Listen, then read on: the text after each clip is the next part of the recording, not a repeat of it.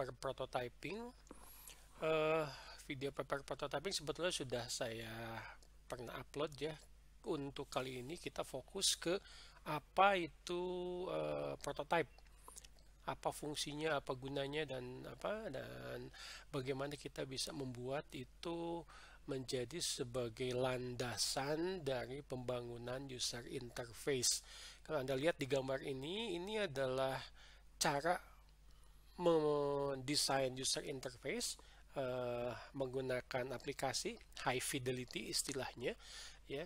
Seakan-akan kita akan membuat sebuah aplikasi yang sudah jadi, padahal ini masih mockup yang menitik beratkan kepada interaksi, bagaimana pengguna akan memanfaatkan tampilan layar atau user interface.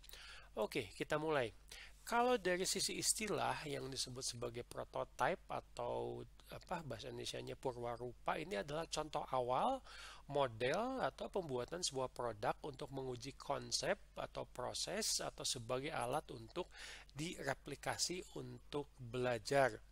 Ya mungkin analoginya seperti yang pernah saya sampaikan di kelas, kalau sebuah pabrik pesawat terbang akan membuat pesawat terbang baru, dia akan mendesain, membuat prototipenya dulu, pesawat terbangnya untuk kebutuhan apa, misalkan untuk kebutuhan penumpang, yang penting pesawatnya bisa terbang dulu, ya, bisa terbang, bisa dikendalikan, dan bisa mendarat dengan selamat. Mengenai belum bisa ngangkut penumpang, mengenai kursi penumpangnya belum diinstalasi misalkan, yaitu belum terlalu penting, ya. Itu mungkin contoh analogi dari sebuah prototype. Nah, untuk prototyping user interface, kita mengenal ada beberapa cara. Yang pertama adalah low fidelity, yang kedua adalah high fidelity, ya. Jadi kalau low ini keakuratan suatu desain dengan produk akhir yang mungkin low, ya, masih rendah, masih dalam tahap sketsa, masih tidak menyerupai produk aslinya. Tetapi low fidelity juga penting. Ini sebagai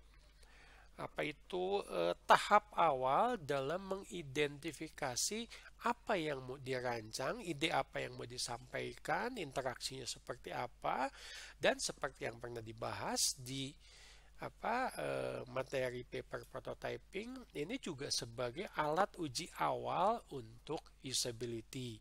Jika requirement misalkan sudah bisa diidentifikasi dengan lengkap, baru kita akan melanjutkan ke high fidelity. Di sini keakuratan suatu desain dengan produk akhir yang tinggi sudah seperti aplikasi yang siap dipakai, padahal mungkin masih mock-up.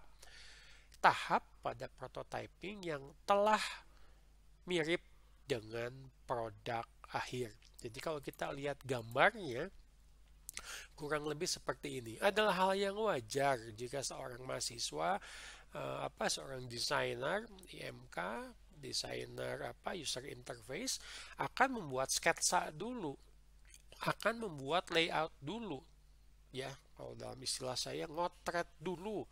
Nanti UI-nya seperti apa? Bikin sketsa yang jelas antar keterkaitan satu UI dengan UI lainnya, interaksinya seperti apa, keterangan-keterangan yang dibutuhkan, lalu dilanjutkan setelah diuji usability, requirement jelas, baru kita buat low fidelity. Jika low fidelity dianggap sudah baik, tentu saja dengan dikomunikasikan dengan tim desain dan juga tentu saja dengan user, baru kita ke tahapan selanjutnya, yaitu high fidelity, di mana seakan-akan produknya sudah jadi. Oke, ini tahapan-tahapan yang wajar harus dilalui, ya. Saya sangat tidak menyarankan Anda langsung ke high fidelity tanpa mengetahui requirement yang lengkap, tanpa mengetahui uji usability dari desain. Oke. Nah, untuk parameter prototype atau parameter prototyping, ini juga ternyata ada dua macam. Yang satu horizontal, yang kedua adalah vertikal. Horizontal katanya disebutkan sebuah prototipe tanpa back end, ya artinya belum sampai bikin programnya atau aplikasinya, lebih menuju ke fungsionalitas memiliki multidimensional breadth, lebar. Maksudnya apa? Contoh, kita harus berpikiran mengenai fungsi. Fungsi nanti diterjemahkan dalam menu apa, menu utama dari aplikasi yang sedang dibuat. Misal, di sebelah kiri atas ada menu file, di sebelahnya ada edit, ada menu menu, dan di menu yang terakhir itu misalkan ada help. Itu yang disebut sebagai multidimensional breadth. Fungsi utamanya apa? Nah, fungsi utama ini akan diterjemahkan menjadi fitur-fitur yang memang nanti akan dirancang. Ini disebut sebagai vertical prototype. Membahas interface secara keseluruhan dan memiliki multidimensional depth, kedalaman. Jika seorang desainer tidak yakin dengan aspek yang telah ditetapkan sesuai dengan requirement atau persyaratan dari aplikasi tersebut, maka dia akan mengujinya dengan vertical prototype. Secara garis besar kita melihatnya seperti ini. Jadi breadth of system ini mengacu kepada fitur, depth of system mengacu kepada function.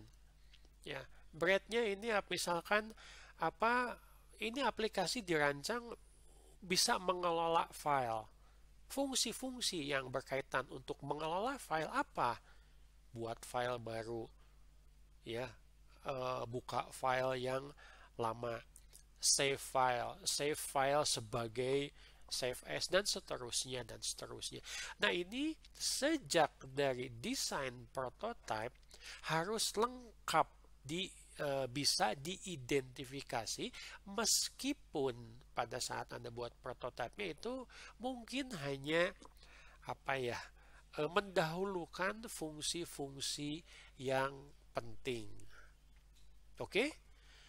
Jadi itu konsep prototype, ya. Anda bisa lihat video ini lalu lanjutkan lihat video untuk paper prototyping.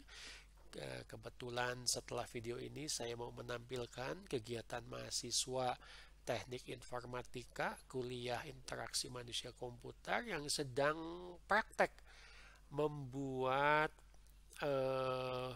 desain, ya, paper prototyping user interface beserta hasil-hasil yang menurut saya cukup bagus, ya, bisa memperlihatkan apa itu sketch layout dari UI yang lengkap, bisa mengidentifikasi interaksi, ya, baik dengan user atau satu simulasi antar satu user interface ke user interface yang lain.